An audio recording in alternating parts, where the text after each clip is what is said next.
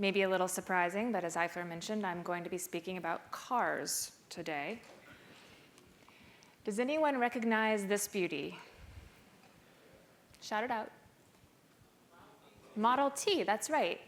This is the Model T, one of the best-selling cars of all time, as a matter of fact.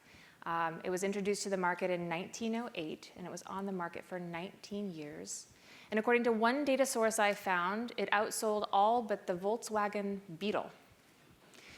Now, this is a modern car in some sense, in that it gets you can drive it from point A to point B, and it's not a mule. But in another sense, the driving experience is a little bit different. So if you look online, you can find detailed driving instructions for these babies. And in particular, I found complex multi-step processes involving knobs and levers that I had never even heard of, just to start the thing.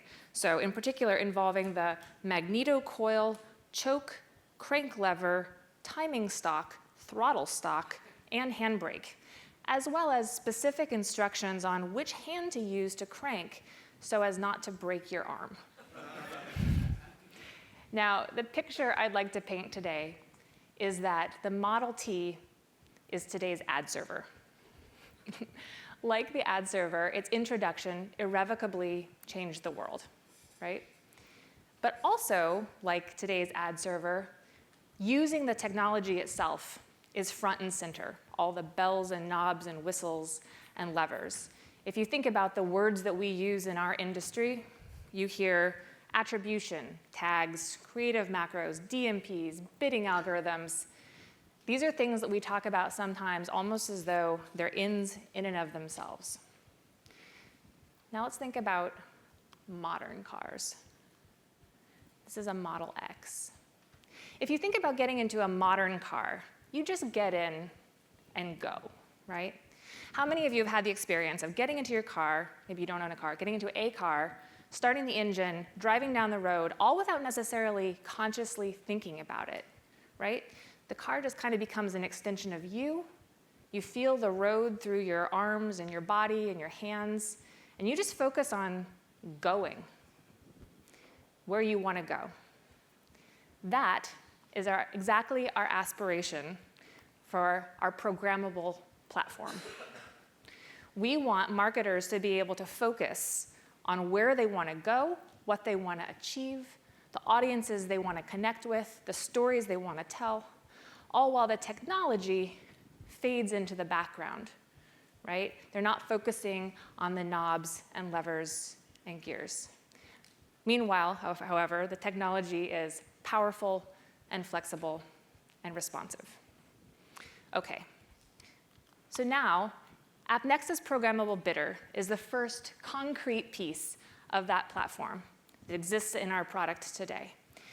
It's founded on these bonsai trees, which are the concrete building blocks. Bonsai, you see this lovely image on the slide behind me, not just to be cute, because of course bonsai trees, but also because that's the name of the AppNexus invented language for actually encoding these trees. What are these trees? Well, they're decision trees that can incorporate an effectively infinite number of variables to compute a bid at time of auction. Not literally infinite, unfortunately. But just for an example of some of the key features that we think will be most relevant, we have user, product, inventory, geography, time of day. But there are many, many more. So if you think about it, effectively infinite features crossed with effectively infinite decisioning possibilities in these trees gives you truly custom optimization and the end of one size fits all. So now, to talk a little bit about actually using APB to achieve marketing goals, I'd like to bring out the CEO of Bannerconnect, Sebastian Schepers.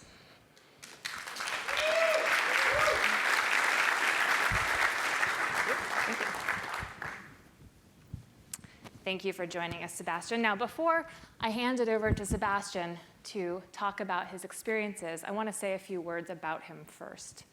In particular, he's going to be talking about specific technical, tactical details today. But really, he's kind of a big picture guy. He likes to always be asking the question, wouldn't it be cool if he doesn't want to think just about here's the technology, what can I do with it? He wants to think about the big picture and come backwards. And he keeps asking until finally we at AppNexus say, well, why not? And as a matter of fact, Bannerconnect was one of the first adopters of the ad exchange at Right Media. It was one of the first in line to use RTB at AppNexus. And so it's really no surprise that Sebastian here was one of the first in line to use this third paradigm technology, APB. So, Sebastian, please tell us about your adventures in using AppNexus Programmable Bidder.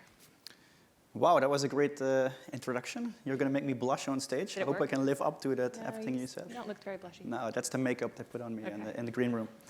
So I'm here to talk a couple of minutes about APB. And from the first moment that I found out that Brian O'Kelly was personally involved as a product manager of some kind with APB, I just knew I had to play around with it. 10 years ago, he convinced me to change from DoubleClick to the Right Media Exchange. He turned out to be right. A couple of years later, he did the same with AppNexus. He was right about cloud computing. He was right about the real-time era, real-time bidding. So there's a high probability that there might be something here in the AppNexus programmable bidder or platform or creative. Not sure what term is going to stick. So we decided to jump in first and try the alpha. Immediately after it was announced, we set up a project team with a project manager, somebody from product, somebody from engineering, and I think most importantly, an optimization specialist. At the same time, we had a campaign for a big national car brand introducing their new models. And the idea was that we were the only person driving media to the website with two goals. The car configurator, people starting it, building their own Model T and their own Model X, depending on what car brand actually was. And the second goal was to get them to sign up for test drives. We knew that in order to get clean results, we needed to choose a very specific part of the campaign. And what's easier than to take retargeting, which we've sort of perfected over the last decades. Everybody knows how it works. So we set up 3 specific pieces of retargeting. First was a benchmark targeting all segments that were available. Nothing else, just a benchmark campaign. The second one was the way that we usually perform any retargeting with all the recency settings that we know work best. And then the third one was APB. And we tried to keep the same time for every campaign setup. So that was like the base of how we could see what we were going to do. And there were 2 things that we were trying to find. Efficiency and performance. Like I think many people in the audience that have ever optimized the campaigns, that are the 2 things that you're looking at. What we found, actually, when we were running it, is that it was 6.5 times more specific to set it up with APB, just because it was so easy to configure, put in every recency combination with segment combination, give them different bits per recency per segment. It took 20% less time to optimize the campaign because it was already so in-depth, so only had to change a few bit prices, upload the APB tree, and we were all set. And at the end of the campaign, we saw that there was a 35% increase in performance in goal number 1, people using the car configurator, and 45% uplift on people actually signing up for test drives for APB versus the second campaign, not even the benchmark, those were a lot higher, but versus our traditional campaign, which we thought we had perfected over the last few years, and still instantly with APB, we got better results. That's amazing. So the way you're describing it, it sounds like you achieve both time savings in setting up these campaigns because an individual campaign could be so much more expressive. So it seems like the performance and the time savings are actually maybe flip sides of the same coin, but they're different in terms of your business. So which one of those, the operational time savings and campaign setup and maintenance, or the expressiveness and power of the algorithm, are you actually more excited about? What is the bigger opportunity? I would say there is a balance between both, but definitely efficiency is something that we've been doing over so many years. It's not sexy to go to an advertiser and say, I can spend 20% less time optimizing your campaign, increasing my margin. Obviously, expressiveness is something entirely different, and it gives you the opportunity to add your own secret ingredients. So I would say expressiveness is like the thing that we were really looking forward to. Awesome. I personally agree, but then again, I don't set up campaigns on a daily basis. So given your early success with APB on both of these fronts, what's next? What are you thinking about? What's on the horizon? A couple of things, really. So we've chosen retargeting because that was, for us, the best way to find out results. Now it's expanding it to prospecting, expanding it to branding. And I think we also realized that we have to change the way that we look at reporting.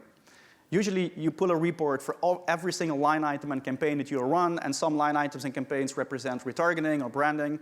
Now you have only one campaign, and all of your tactics are in the same tree.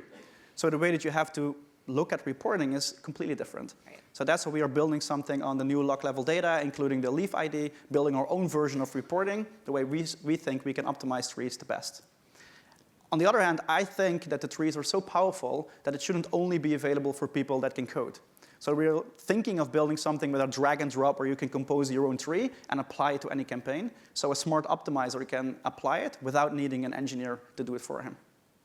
Great.